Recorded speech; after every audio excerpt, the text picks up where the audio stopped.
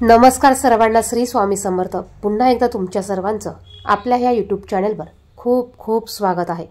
उद्या श्रावणातला दुसरा श्रावणी सोमवार आहे आणि या दिवशी शिवामूठ ही तीळ आहे। प्रत्येक सोमवारी वेगळी वेगळी शिवामूठ असते आणि ही शिवामूठ अर्पण केल्यामुळे आपले वाईट कर्म नष्ट होतात आणि महादेवांची अखंड कृपा आपल्याला प्राप्त होते। असाच एक अत्यंत प्रभावी असा उपाय आपल्याला उद्या दुसऱ्या श्रावणी सोमवारी करायचा आहे। सकाळीच आपल्याला या ठिकाणी अशा पद्धतीचा एक दिवा हा प्रज्वलित करायचा आहे। यामुळे आपल्या घरात अखंड लक्ष्मी वास करेल।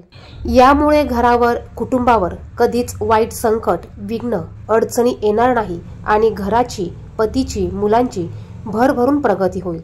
असा हा अत्यंत प्रभावी उपाय आपल्याला उद्या सकाळी करायचा आहे।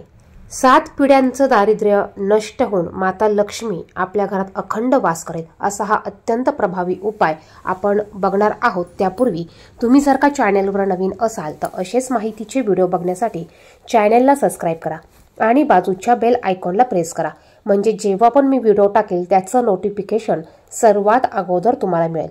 कमेंट बॉक्समध्ये श्री स्वामी समर्थ ओम नमः शिवाय नक्की लिहा। तर पहा, हा उपाय आपल्याला सकाळी करायचा आहे।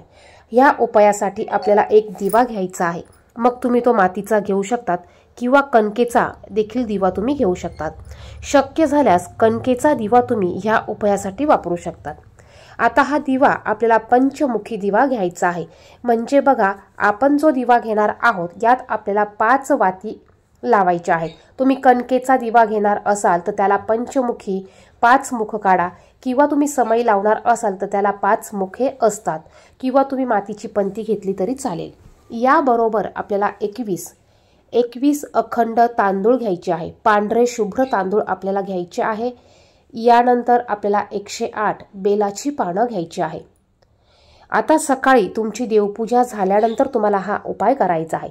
तुमची देवपूजा झाल्यानंतर तुम्हाला पूर्व दिशेला एक पाट मांडायचा आहे। त्यावर तुम्हाला एक कपडा घालायचा आहे।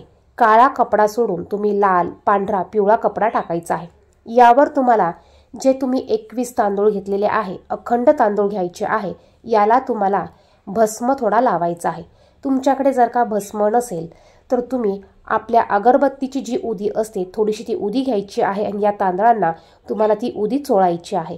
त्यानंतर हे तांदूळ त्या पाटावर तुम्हाला टाकायचे आहे आणि त्या पाटावर तुम्हाला हा पंचमुखी दिवा तुम्हाला प्रज्वलित करायचा आहे।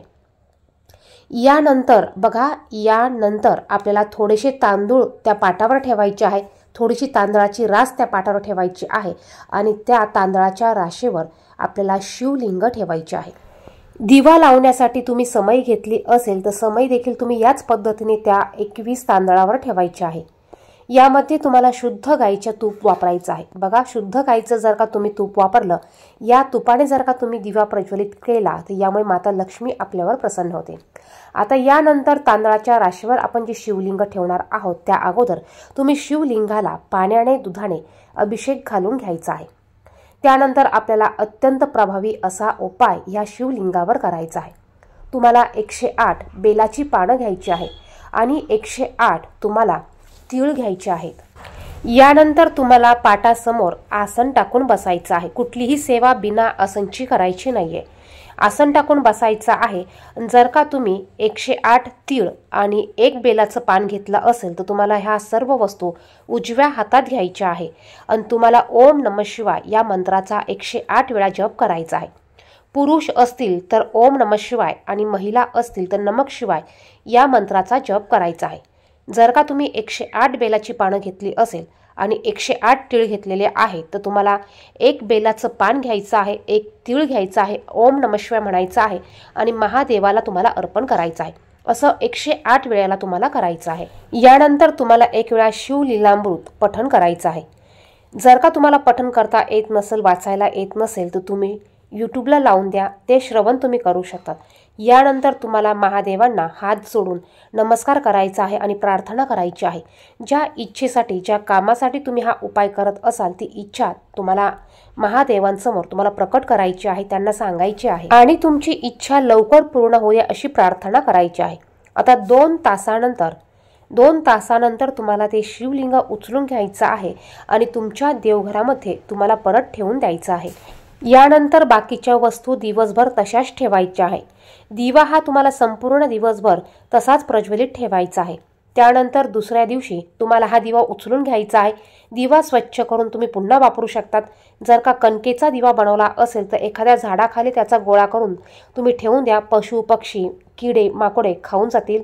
आणि त्याच्या खाली जे आपण 21 तांदूळ ठेवलेले आहे, हे 21 तांदूळ आपल्याला अंघोळीच्या पाण्यामध्ये टाकायचे आहे। आणि जे शिवलिंगाखाली आपण तांदूळ ठेवले होते, हे तांदूळ तुम्ही पक्ष्यांना खायला घालू शकतात। आणि जे तीळ तुम्ही घेतले आहे आणि बेलाची पानं घेतली आहे, ते निर्मल्यात तुम्ही टाकून द्यायचे आहे। असा हा अत्यंत प्रभावी उपाय तुम्हाला उद्या सोमवारी करायचा आहे। यामुळे तुमच्या कठीणातील कठीण इच्छा या 100% पूर्ण होतील। व्हिडिओ आवडला असेल तर व्हिडिओला लाईक करा, शेअर करा। चॅनलवर नवीन असाल तर चॅनलला सबस्क्राईब करा। धन्यवाद। श्री स्वामी समर्थ।